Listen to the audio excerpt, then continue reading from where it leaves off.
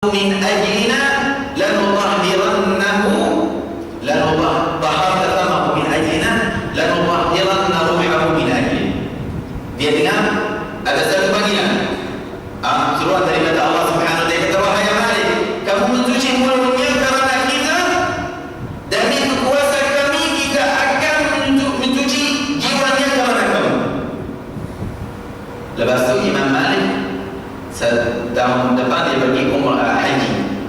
Dalam haji dia nampak seorang yang sedang bertawaf di Mekah.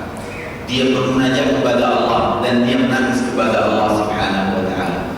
Tengok, tiba-tiba orang itu yang minum arak, tahu sudah. Subhanallah, bila dia nampak kepadanya, dia terus tengok kepada Imam Malik, dia berkata Allahu Akbar, terus dia mati. Ini satu riwayat lain dia berkata dalam mimpi itu, tahartahu min ajlina, kamu mencucikannya karena kami, dan itu kuasa kami, kita mencuci kamu dunia dan akhirat wahai Malik. Maknanya dia ada rahmah, sifat rahmah, kasih sayang untuk semua orang, bahkan untuk binatang-binatang juga, tuan-tuan, puan-puan, bukan untuk manusia sahaja. Kita baca dalam hadis sahih riwayat Imam Muslim, Nabi sallallahu alaihi wasallam bersabda tentang seorang perempuan di zaman Bani Israel, orang yang berzina. Apa makna berzina? Sentiasa berzina, dia sentiasa buat maksiat yang besar, tapi Allah masukkan dia ke syurganya. Kenapa? Dia orang ahli maksiat, tapi dia ada syurga Allah Subhanahu wa taala. Nabi SAW bersabda, Inna Allah adkhalaha al-jannah bisabab ihsaniha ila haywan. Sesungguhnya Allah masukkan dia ke syurga Allah. Kenapa? Disebabkan seekor anjing. Dia pada satu hari nampak seekor anjing dalam keadaan air, dia terus beri air kepadanya. Allah tak tengok kepada maksiat-maksiat itu, Allah tengok kepada kebaikan itu yang sangat mulia di sisi Allah Subhanahu wa taala. Allah menghapuskan segala-gala dosanya dan Allah masukkan dia ke syurga Allah. Disebabkan haiwan. Bagaimana kalau kita buat satu perkara yang baik dengan manusia, dengan seorang manusia, lebih afdal, lebih utama, lebih mulia. Dan terbalik juga Nabi SAW bersabda dalam hadis sahih juga, dan seorang perempuan di zaman Bani Israel yang beribadah, dia banyak beribadah kepada Allah, tetapi Allah masukkan dia ke neraka disebabkan seekor kunci. Dia letakkan dia di dalam pikiran, tak bagi dia makan, dan tak buka untuk dia mencari makanan sendiri. Allah masukkan dia ke neraka. Allah, solatnya, puasanya, zikirnya, dekat mana? Habis. Wa tahsabunahu hayyinan wa huwa 'inda Allahi 'azim. Kadang-kadang kamu tengok kepada satu perkara itu kecil, akan tetapi dia mulia di sisi Allah, dia besar di sisi Allah Subhanahu wa ta'ala. Maknanya orang yang punya sifat kasih sayang kerana Allah kepada semua makhluk-makhluk Allah Subhanahu wa ta'ala, yang mendapat kasih sayang Allah Subhanahu wa ta'ala, dan Allah memberi kepadanya syurganya pada hari akhirat. Zaman ini khususnya, zaman ini tuan-tuan, puan-puan, macam-macam kita nampak, macam-macam fitnah, macam-macam ujian.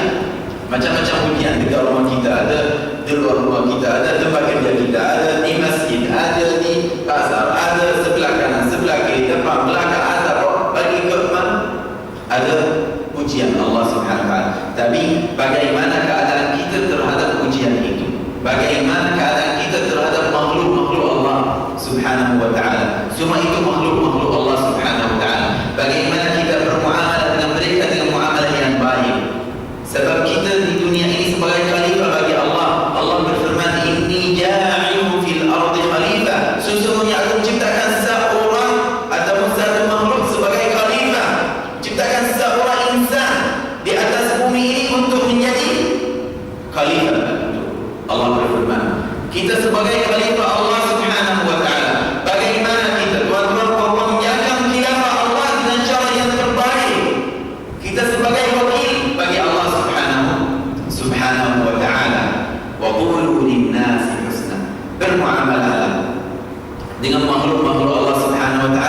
dengan cara yang baik, dengan cara yang baik, di dalam masjid, di dalam di tempat kerja, di dalam pasar, di mana-mana, walaupun melalui Facebook, melalui WhatsApp, melalui internet. Jangan buat malaikat perkara yang baik, jangan buat malaikat perkara yang mendekatkan dirimu kepada Allah Subhanahu wa ta'ala. Kadang-kadang seorang dia buat dosa jariah. Tahu tak tuan-tuan puan-puan, apakah dosa jariah itu? Dosa jariah bila seorang mati, dosanya masih jalan.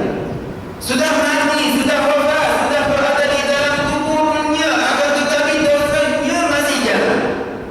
Allah masih anggap kepadanya walaupun dia sudah wafat. Oh, iya. Bagaimana? Seperti mana ada sedekah jariah, juga ada dosa. Ada dosa jariah. Apa makna dosa jariah? Jariah yang berjalan, tak akan berhenti, tak putus. Kalau buat seorang buat masjid, buat majlis, sekolah, buat rumah anak yatim, beli kipas dan sebagainya untuk masjid. Kalau dia sudah wafat, perkara itu berdoa dan beristighfar untuk dia walaupun dia sudah wafat. Tapi kalau seorang tinggal di atas bumi dunia ini, satu perkara yang buruk, yang tak baik, satu cerita yang tak baik di dalam Facebooknya, yang buat satu cerita yang buruk, yang buat fitnah, yang buka aib seorang, letak satu gambar yang haram dan sebagainya, ataupun dia buat lain dan sebagainya, dia suka satu cerita yang buruk kepada orang Islam. Biarkan lisan mereka atas Allah, bukan atas kamu. Dia buat ini saja, letak satu cerita dalam Facebooknya. Fulan itu bagaimana? Apa faedah? Apakah faedah yang datang kepada kamu melalui perkara itu? Bila dia wafat, kesalahan itu masih jalan. Maknanya dosanya masih jalan. Sudah wafat, sudah matinya, kasihan, tapi dosanya masih jalan. Tapi terbalik, kalau dia tulis satu cerita yang baik, yang mengingatkan kepada orang, kepada Allah Subhanahu wa ta'ala, yang mengingati mereka dengan Allah, dengan hari akhir, dengan majlis ilmu dan sebagainya. Kalau dia sudah wafat, setiap orang tengok cerita itu, baca cerita itu, dia dapat pahala. Masya Allah. Inilah yang terbaik, tuan-tuan puan-puan. Kita sebagai khalifah Allah Subhanahu wa ta'ala, marilah kita sama-sama tolong-menolong atas perkara yang baik yang mendekatkan kita dengan Allah Subhanahu wa ta'ala, dan meninggalkan setiap perkara yang menjauhkan kita daripada haram Allah Subhanahu wa ta'ala, khususnya lidah kita dan dua tangan kita. Lidah dan tangan. Ini yang sangat bahaya zaman ini, lidah dan tangan, tulis dan cakap. Kamu sebagai hamba Allah Subhanahu wa ta'ala, kalau betul nak ubah satu perkara yang buruk ataupun yang tak baik, berdoa kepada Allah. Bangunlah tengah malam, menangis kepada Allah Subhanahu wa ta'ala. Semoga Allah Subhanahu wa ta'ala memelihara urusan Islam dan muslimin, dan semoga Allah Subhanahu wa ta'ala menjauhkan kita semua daripada bala dan fitnah dunia dan akhirat. Ini orang yang benar, yang beriman kepada Allah Subhanahu wa ta'ala, yang bangun tengah malam, kemudian dia buat doa untuk semua muslimin dan muslimat di seluruh dunia, dan orang lain juga. Semoga Allah buka hati mereka sehingga mereka masuk ke Islam, dan Allah menyelamatkan mereka dunia dan akhirat. Dan jagalah salat lima waktu berjamaah. Salat lima waktu, salat itu melihara kita, tuan-tuan puan-puan, murahkan rezeki kita. Jika seorang ada masalah di rumahnya, di rezekinya, tengoklah bagaimana solatnya. Dia tengok bagaimana keadaan solatnya. Jika solatnya baik, keadaannya semua baik, insya-Allah. Dan janganlah tinggal zikir 33 tasbih dan tahmid dan takbir selepas solat fardu. Nabi SAW bersabda dalam hadis sahih, orang siapa yang bertasbih selepas solat fardu 33 kali, subhanallah, bertahmid 33 kali, alhamdulillah, bertakbir 33 kali, Allahu akbar, apakah fadilahnya? Nabi SAW bersabda, Allah menghapuskan segala-gala dosanya, walaupun dosa-dosanya seperti buih di laut. Setiap kali selepas salat, sekarang tengok tuan-tuan puan-puan, dosa kita antara maghrib dan isya yang kita buat, Jika seorang sudah bertasbih, bertakbir, tahmid 30, Allah menghapuskan dosa-dosanya. Nanti dosa kita selepas salat Isya yang kita buat sampai subuh, Allah kita bertasbih, tahmid, Allah menghapuskan dosa-dosa kita. Dosa kita antara zuhur dan asar, bila kita bertasbih, tahmid, takbir selepas salat asar, Allah menghapuskan segala dosa kita. Walaupun dosanya seperti ini lah, nah apalagi daripada Allah Subhanahu wa ta'ala. Maknanya kita sentiasa berada dalam keadaan suci, dalam keadaan bersih. Jika kita mati atas husnul khatimah, la ilaha illallah.